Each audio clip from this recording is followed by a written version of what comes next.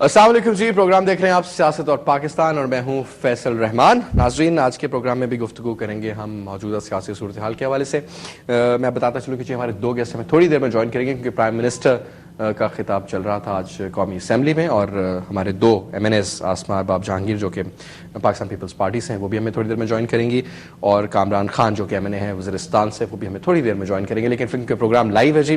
We have with us زید حامد، دفاعی تجزیہ نگار ہیں، ڈیفینس اینالسٹ. بڑی گہری نظر اس وقت پاکستان کی اوور آل سیاسی تو بھی اس کو ہم کہیں گے، لیکن اوور آل دفاعی صورتحال کے حوالے سے. تھینک یو ویری مچ سب for being in the show. Sir صاحب، دو تین چیزیں. ایک تو I am really thankful to the Indian public for being such big fans. جی آپ کے بھی ماشاء اللہ یوٹیوب پہ بے شمار میں دیکھ رہا ہوں چیزیں، اور مجھے بھی بڑی عزت دی گئی اس میں، اور thank you very much once more. یہ بڑا ہمیں خوشی کا ہمارا ہے. وہ ہوپ فلی یہ بھی پروگرام ڈاؤن لوڈ ہو جائے گا، تھوڑی دیر میں اپلوڈ ہو جائے گا.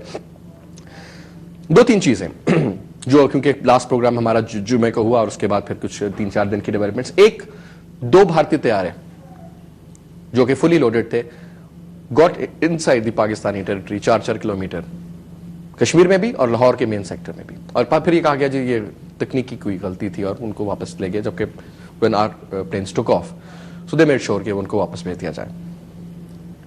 کیا یہ انڈیا کی طرف سے کوئی وار کے اندر پاکستان کو دھکیلنے کی پرووکنگ اسٹریٹجی تھی؟ What was this? And their guy, he denied, he said ہوا ہی نہیں ایسا. دیکھو فیصل، آپ کو یاد ہوگا کہ جب ہم نے عید سے پہلے اپنا انالیسس کیا تھا یہیں بیٹھ کر، تو اللہ کے فضل سے ہم نے یہ بات کہی تھی کہ عید کی چھٹیوں میں ہمیں بہت زیادہ محتاط رہنا ہوگا، کیونکہ یہ ایئر فورس اپنی موبلائز کر رہے ہیں اور پاکستان کے اندر ایک سٹرائک کریں گے. یہ کوئی جو ڈیفنس انالیسس ہوتا ہے نا، ہم تھوڑا سا آپ سے شیئر کریں کہ how do you analyse these events, کہ ہونے کیا والا ہے. جو بھی یہ کوئی کام کرنا چاہتے ہیں، اس سے پہلے پوری دنیا میں ایک انوائرمنٹ کریٹ کرتے ہیں میڈیا کے ذریعے اور ڈپلومیٹک سٹیٹمنٹس کے ذریعے.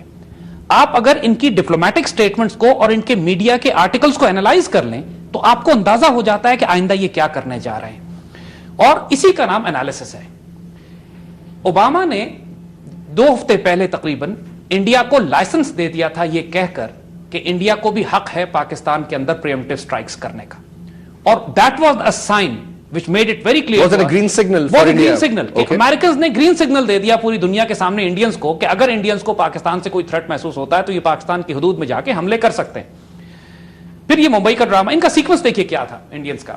اس وقت ہو یہ رہا ہے کہ انڈینز، امریکنز، برٹش اور اسرائیلی یہ مل گئے ہیں، یہ 4 ملک آپس میں، اور جو ان کا آبجیکٹو ہے کہ جو step by step objective in کا یہ ہے کہ پہلے اٹیک ISI پہ کرو، ISI کو ڈسمینٹل کرو، دوسرا اٹیک پاکستان آرمی پہ کرو، اس کو ڈسمینٹل کرو، یعنی اس کے گرد پاکستان کو دہشت گرد اسٹیٹ ڈکلیئر کرنے کے لیے ایک ماحول کریٹ کرو.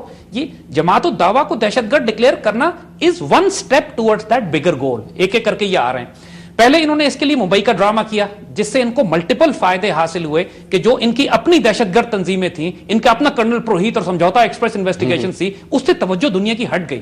اتنے دیکھیے اس قدر یہ بے شرم ہے یہ برٹش ایمبیسڈر، ڈپلومیٹس جو بھی آئے تھے یہاں پہ، Miliband and all these people, کہ کوئی ذکر نہیں کر رہا اس بات کا کہ سمجھوتا ایکسپریس میں بم بلاسٹ کرنل پروہیت اور بجرنگ دل اور شیو سینا اور BJP کے لوگوں نے کیا. ممبئی پہ کوئی یہ جو حیدرآباد میں جو 2002 میں جو میسکر مسلمانوں کا ہوا تھا گجرات کا، اس کا کوئی ذکر نہیں کر رہا ہے یہ.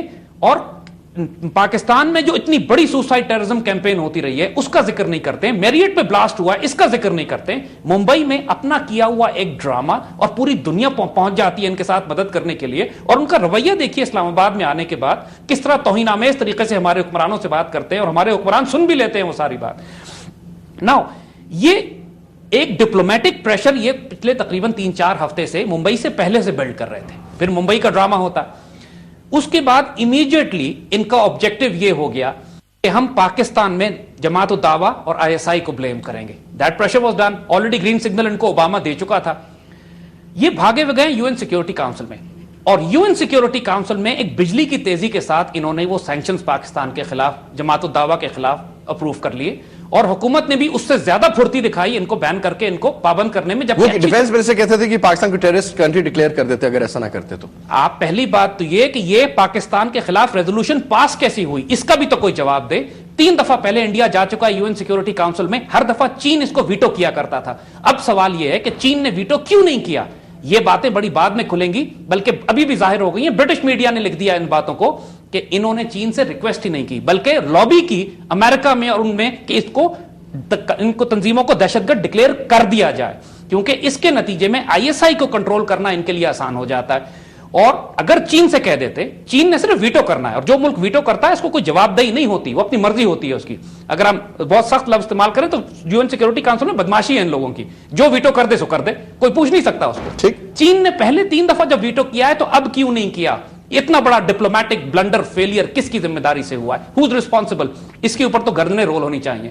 پہلی بات، جماعت الدعویٰ کو جس لمحے انہوں نے دہشت گرد ڈکلیئر کیا، اب وہ ساری انوائرمنٹ سیٹ ہو چکی تھی. ممبئی کا ڈرامہ ہو چکا تھا، UN سے ریزولوشن یہ پاس کرا چکے تھے، پورے برٹش میڈیا، امریکن میڈیا اور ان کے ڈپلومیٹس ہمارے خلاف ایک انوائرمنٹ بلڈ کر چکے تھے.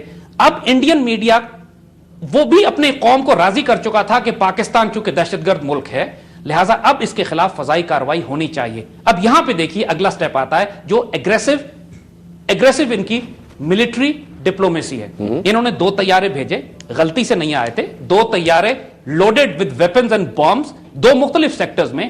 ایک کا ٹارگٹ تھا مظفر آباد کے پاس جماعت الدعوہ کا کیمپ، دوسرے کا ٹارگٹ لاہور کے پاس مرید کے میں. یہ لاہور پر نہیں آئے تھے، مرید کے پر آئے. ڈو یو تھنک جیسا کہ بات پھر یہ لمبی ہوگی، ڈو یو تھنک یہ بھی چیک کر رہے تھے کہ پاکستان کا، کیونکہ دیکھیں شورکوٹ میں اور سرگودا جو ہماری مین بیسز ہیں ان پہ ایمرجنسی ہے اس وقت، دے وانٹڈ ٹو چیک ان کا ریٹیلیشن ٹائم کتنا ہے. پہلی بات یہ تھنک کہ یہ بھی ایک وجہ تھی. ان لوگوں کو خواب و خیال میں نہیں پتا تھا کہ اللہ کے فضل سے ہمارے شاہین تیار بیٹھے ہوئے ہیں.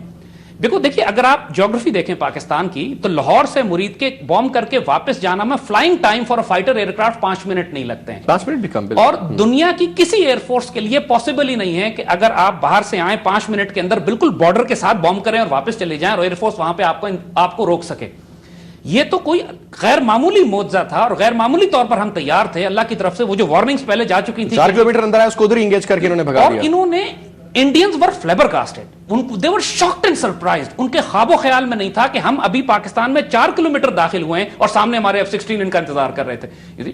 اور immediately they turned back. اگر ہم اس وقت مار بھی سکتے تھے ان کو، لیکن مارتے تو یہ گرتے انڈین ایریا میں جا کے. پھر انڈینز کہتے ہیں کہ پاکستان نے اندر آ کے ہمیں ہم تو پیٹرولنگ کر رہے تھے، ہم تو پیٹرولنگ کر رہے تھے پاکستان میں. we'll just take a break here جی. بریک کے بعد ہمارے مہمان بھی ہمارے ساتھ شامل ہوں گے، گفتگو جاری رہے گی. just take a short break here جی اور گفتگو سنیے بریک کے بعد.